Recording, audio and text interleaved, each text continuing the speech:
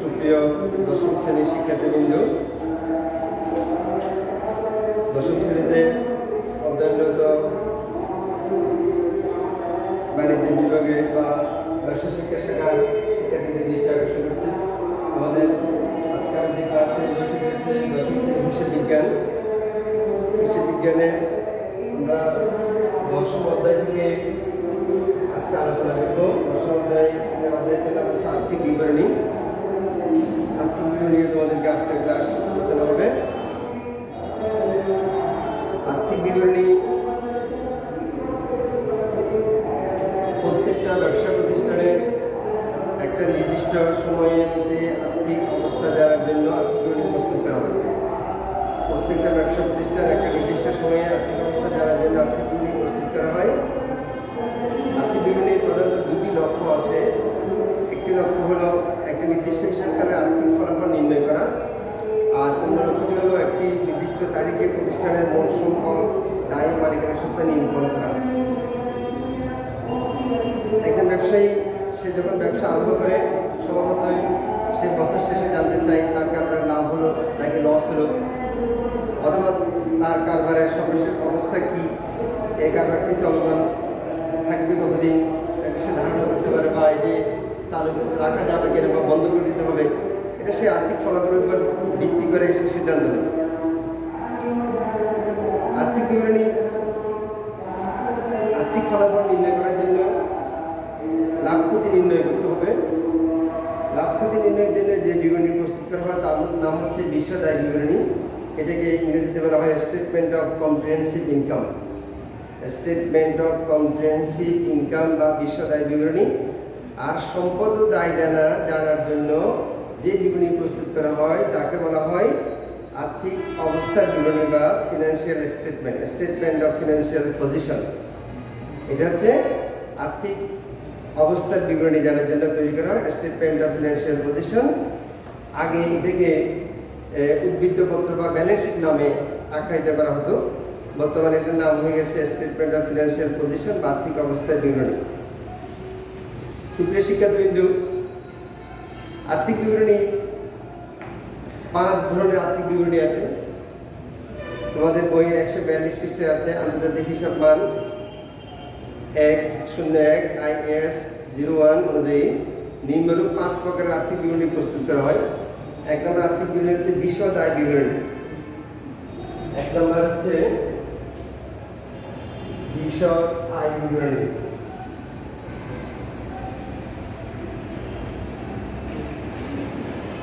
বিশদ আয় বিবরণী এটাকে ইংরেজিতে বলা হয় statement of comprehensive income.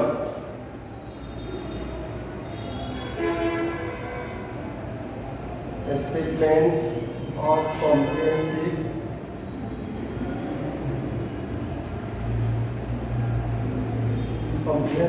income.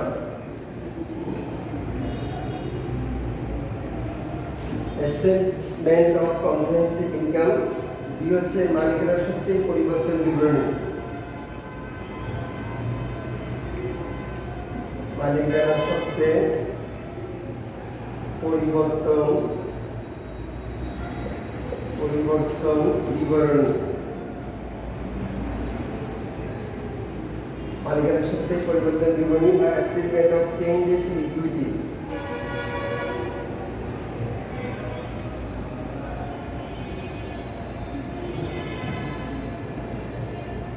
Statement of changes in equity.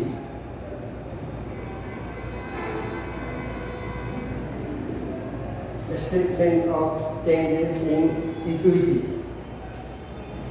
3 আর্থিক অবস্থার বিবরণী। 3 হচ্ছে আর্থিক অবস্থার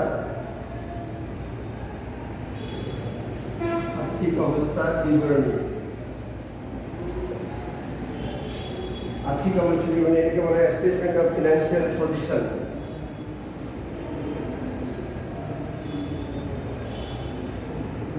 Statement of financial position. Financial position.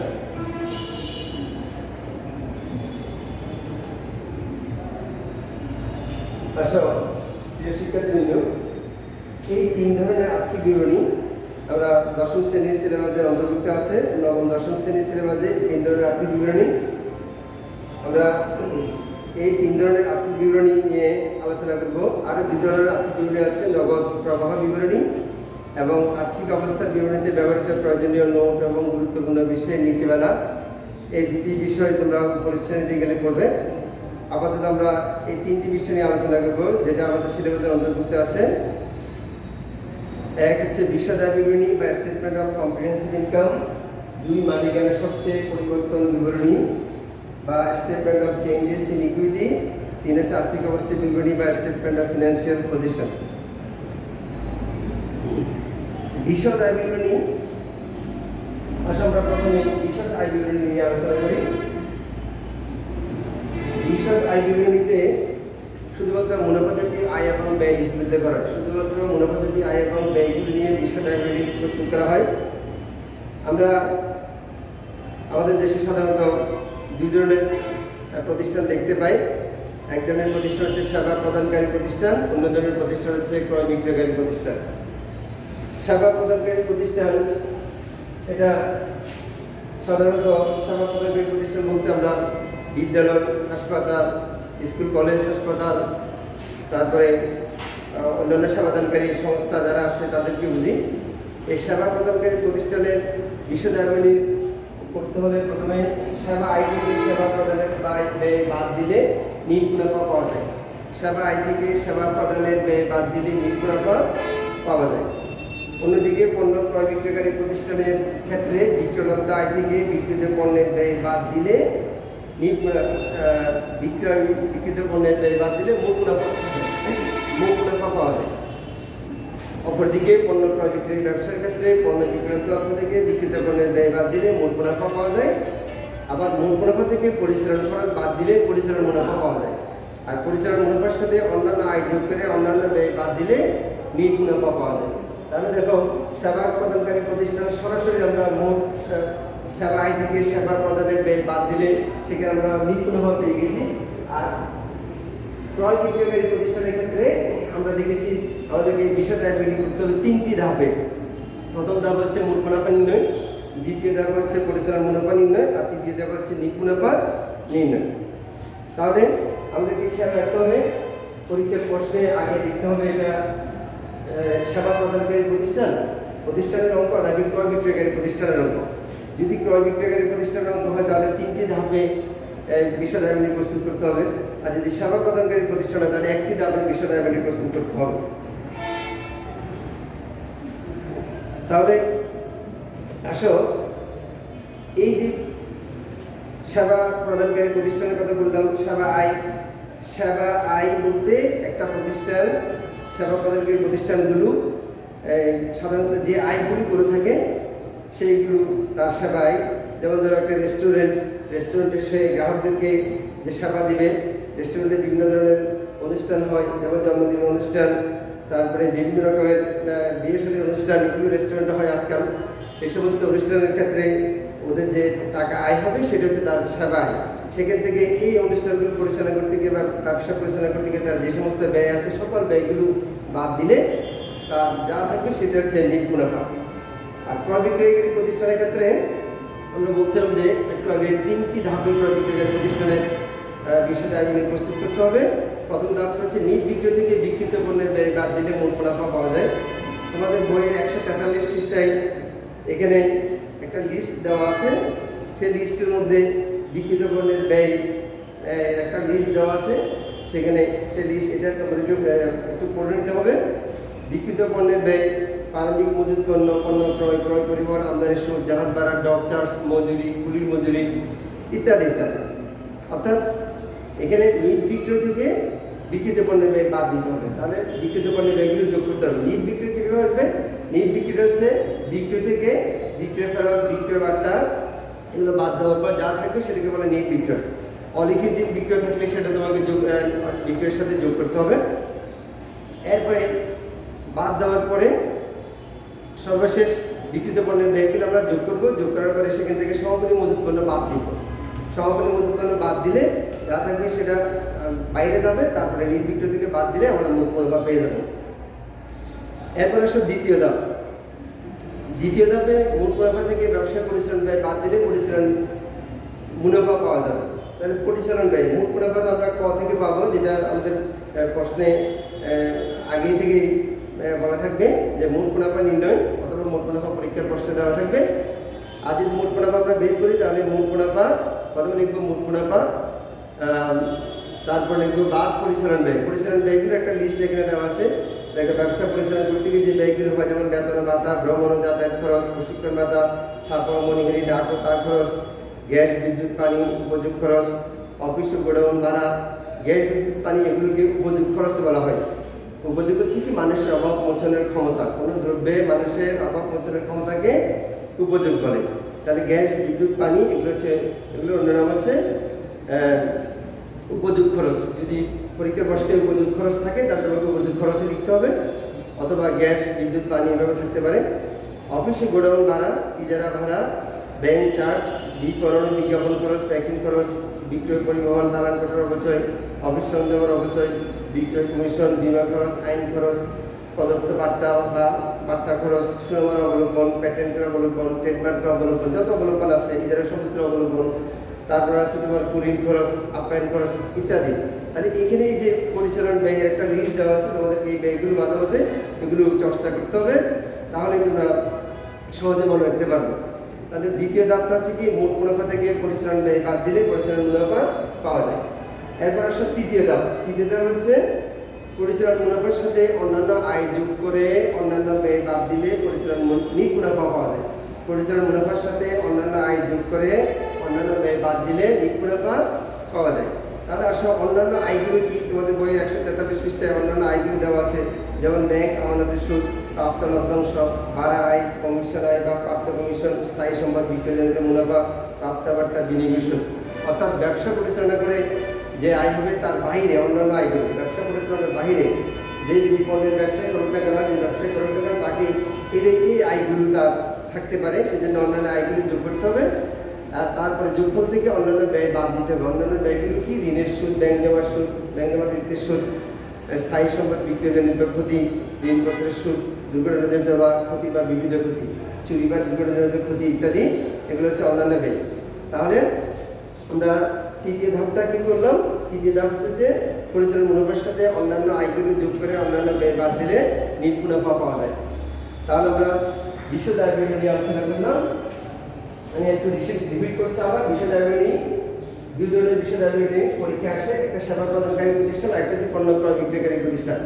সেবা প্রদানকারী প্রতিষ্ঠানের সেবা আয় থেকে সেবা প্রদানের ব্যয় বাদ দিলে নিট মুনাফা পাওয়া যায়। আর ক্রয় বিক্রয়কারী প্রতিষ্ঠানের নিট মুনাফা বের করতে হলে তিনটি ধাপে নিট মুনাফা তৈরি করতে হয়। একটা হচ্ছে মোট মুনাফা নির্ণয়, প্রথম ধাপ হচ্ছে মোট মুনাফা নির্ণয়, দ্বিতীয় ধাপ হচ্ছে পরিচালন মুনাফা নির্ণয়, আর তৃতীয় ধাপ হচ্ছে নিট মুনাফা নির্ণয়। তাহলে এরপর আসো দুই, মালিকানা সত্ত্বের পরিবর্তন বিবরণী, statement of changes in equity. অর্থাৎ ব্যবসা করতে গেলে প্রথমে একজন ব্যবসায়ীকে ক্যাপিটাল আনতে হবে, মূলধন আনতে হবে, যেটা তার মালিকানা সত্ত্ব হিসেবে আমরা চিনি, ক্যাপিটাল বা মূলধনকে। এই মূলধন একটা নির্দিষ্ট সময় পরে বছর শেষে এটার যদি লাভ হয় তাহলে এই মূলধনের সাথে যোগ হবে, আর যদি ক্ষতি হয় তাহলে মূলধন থেকে বাদ যাবে। এটার জন্য মালিকানা সত্ত্বের কি পরিবর্তন হলো বছর শেষে ব্যবসা অফিসে জানতে চায়, তার জন্য তাকে মালিকানা সত্ত্বের পরিবর্তন বিবরণী বা statement of changes in equity এই হিসাবটা করতে হবে।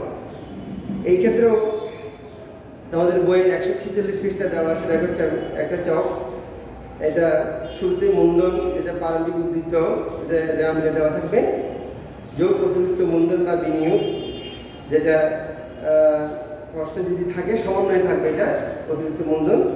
তারপরে নিট মুনাফা হলে যোগ করতে হবে, নিট ক্ষতি হলে বাদ দিতে হবে, বাদ উত্তোলন, বাদ আয়কর, বাদ জীবন বিমা। অর্থাৎ মালিকের ব্যক্তিগত কোনো খরচ থাকলে তাহলে সেক্ষেত্রে এটা উত্তোলন হিসেবে বিবেচনা করা হবে।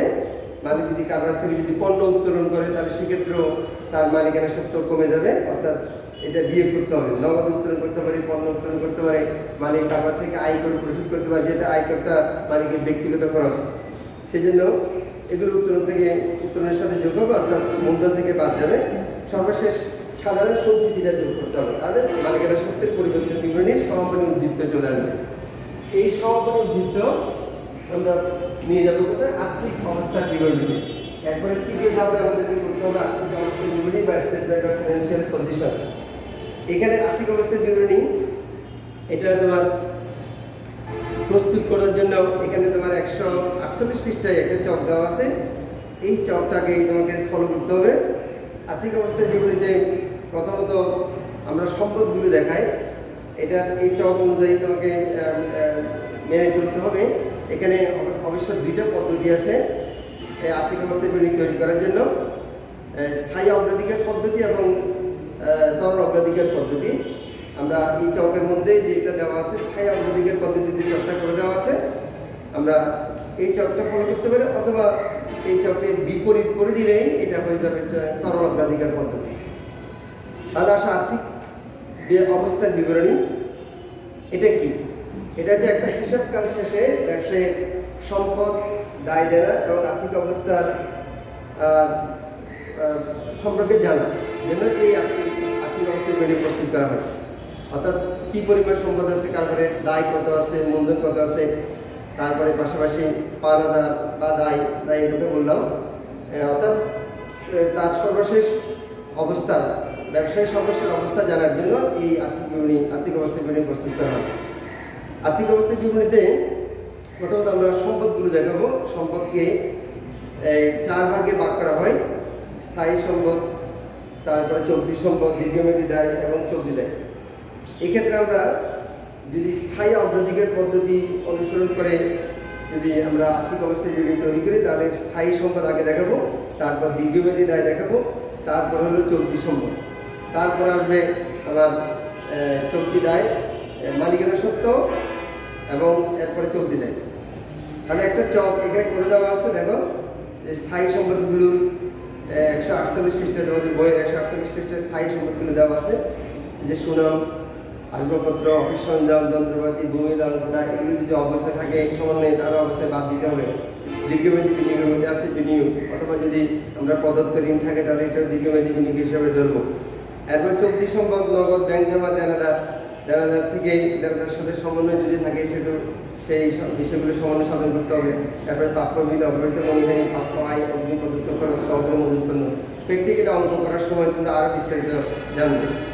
এরপর আসবে অলিক সম্পদ। অলিক সম্পদ হচ্ছে দুটি প্রাথমিক খরচ এবং বিলম্বিত বিজ্ঞাপন।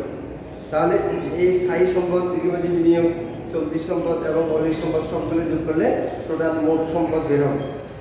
এরপরে মালিকানা সত্ত্ব, দায়। মালিকানা সত্ত্ব প্রথমে মূলধন প্যাকেটের সমাপনী উদ্বৃত্ত লেখা আছে তোমাদের বইতে, যেটা আমরা যে দ্বিতীয় ধাপে যে মালিকানা সত্ত্বের পরিবর্তন বিবরণী করেছিলাম, সেই মালিকানা সত্ত্বের পরিবর্তন বিবরণী থেকে সমাপনী মূলধনটা আনতে হবে। এরপরে আমরা যেহেতু স্থায়ী অগ্রাধিকার পদ্ধতি করতেছি, সুতরাং দীর্ঘমেয়াদী দায়টা আগে নিয়ে আসতে হবে। দীর্ঘমেয়াদী দায় যেমন ব্যাংক ঋণ, ঋণপত্র, ডিবেঞ্চার। তারপরে স্বল্পমেয়াদী দায় যেমন পাওনাদার, ব্যবসায়িক ঋণ, প্রদেয় ঋণ, খরচ, বকেয়া খরচ যদি থাকে সেক্ষেত্রে আবার অগ্রিম আয় বা অনুপার্জিত আয়, যে আয়টা এখন উপার্জিত হয়নি, যদি আমি পেয়ে যাই তাহলে সেক্ষেত্রে এটা দায় হিসেবে ধরতে হবে। এরপর সর্বশেষ ব্যাংক জমা অতিরিক্ত, তাহলে মোট যোগ করলে মোট চলতি দায় আসবে। এরপর মোট চলতি দায় প্লাস দীর্ঘমেয়াদী দায়, এরপরে আছে মালিকানা সত্ত্ব, এই তিনটা যোগ করার পরে মোট দায় বের হবে। মোট দায় বের হলে এরপরে মালিকানা সত্ত্ব, মোট দায়, তিনটা যখন আমরা যোগ করবো তখন মোট সম্পদের সাথে মিলে যাবে। মোট সম্পদ, মোট দায়, দীর্ঘমেয়াদী দায় এবং চলতি দায় যোগ করলে মোট দায় বের হবে। এরপরে মালিকানা সত্ত্ব, যদি মূলধন যেটা সমাপনী উদ্বৃত্ত সেটা যোগ করলে মালিকানা সত্ত্ব, মোট দায়। এই মালিকানা সত্ত্ব, মোট দায় সমান মোট সম্পদ। আমরা হিসাব সমীকরণ করেছিলাম, সেখানে A = L + E। এ হচ্ছে সম্পদ বা অ্যাসেটস, L হচ্ছে লায়াবিলিটিস, A = L + E। আমরা জানি এটা হিসাব সমীকরণ, A = L + E। যদি আমাদের এই হিসাব সমীকরণ মোট সম্পদ সমান দায় যোগ মালিকানা সত্ত্ব, তাহলে এই দুইটা আমাকে যোগ করতে হবে। অর্থাৎ মোট সম্পদ সমান L + E, এর ইকুইটি বা মালিকানা সত্ত্ব, এটা দুইটা মিলে যাবে, তার আর্থিক অবস্থার বিবরণী এটা সিদ্ধ হবে। আর যদি কোনো কারণে এটা গরমিল থাকে তাহলে সেক্ষেত্রে অনিশ্চিত হিসাব বা সাসপেন্স অ্যাকাউন্ট খুলে সাময়িকভাবে আর্থিক বিবরণী এটা মিলিয়ে নিতে হবে, তারপর পরবর্তী বছর ব্যবসা আবার শুরু করতে হবে নতুন করে। এটা না মিললে মিলাতে হবে, অমিল রেখে চলে যাওয়া যাবে না, এটা অবশ্যই মিলাতে হবে। অর্থাৎ সেখানে অনির্দিষ্ট বা সাসপেন্ড অ্যাকাউন্ট খুলতে হবে। ঠিক আছে প্রিয় শিক্ষার্থীবৃন্দ, তোমরা বাসায় এই আজকে যা আমি পড়ালাম এগুলো বাসাতে নিজেরা একটু দেখবে, বই খুলে দেখবে। এখানে আর্থিক বিবরণী করতে গেলে তোমাকে এখানে কিছু বিষয় আছে, সমন্বয়ে কতগুলো বিষয় আছে, আর্থিক বিবরণী প্রস্তুতি, হিসেব বিজ্ঞানের কতগুলো নীতি মানার প্রয়োগ আছে, এগুলো তোমাদেরকে একটু জানতে হবে। এই যে নীতিগুলো পড়ে একটু পড়বা। এটা হলো তোমার 149 পৃষ্ঠায়। তারপরে 150 পৃষ্ঠায় আর্থিক বিবরণী প্রস্তুতকরণে বিবেচ্য বিষয়সমূহ কতগুলো সমন্বয় আছে এখানে। এই সমন্বয়গুলি কীভাবে সাধন করতে হবে আমি প্র্যাকটিক্যালি যখন অঙ্ক করাবো প্রতিটা সমন্বয় নিয়ে যখন আলোচনা করবো, তোমরা বাসায় এগুলো একটু দেখে নেবে। আর আর্থিক বিবরণী করার জন্য রেওয়া মিলটা জানাটা খুবই গুরুত্বপূর্ণ, কারণ রেওয়া মিলের যদি আইটেমগুলো তোমার পরিচিত যদি না হয়, কোনটা সম্পদ, কোনটা দায়, কোনটা আয়, কোনটা ব্যয়, কোনটা মুনাফা জাতীয়, কোনটা মূলধন জাতীয়, এগুলো যদি তোমার জানা না থাকে তাহলে আর্থিক বিবরণী করাটা কষ্টকর হয়ে পড়বে। সেজন্য রেওয়া মিলের বিষয়টা একটু খেয়াল করবে। বাসায় দেখবে তোমরা বিশ্বদায় বিবরণী প্রস্তুতকরণ, আর্থিক বাণিজ্যের সাথে পরিচিত বিবরণী প্রস্তুতকরণ, আর্থিক অবস্থা বিবরণী প্রস্তুতকরণ, কীভাবে এই তিনটি কাজ আমরা করবো, টোটালি আর্থিক বিবরণী কীভাবে করবো, তোমরা বাসায় এগুলো দেখবে। আর আজ এই পর্যন্তই। বাসায় অবস্থান করবে, ঘরের বাইরে বের হলে প্রয়োজনে মাস্ক অবশ্যই পরিধান করবে। সবাই ভালো থেকো, সেই পর্যন্ত বিদায়। আগামী ক্লাসে ইনশাআল্লাহ দেখা হবে। আল্লাহ হাফেজ। আসসালামু আলাইকুম।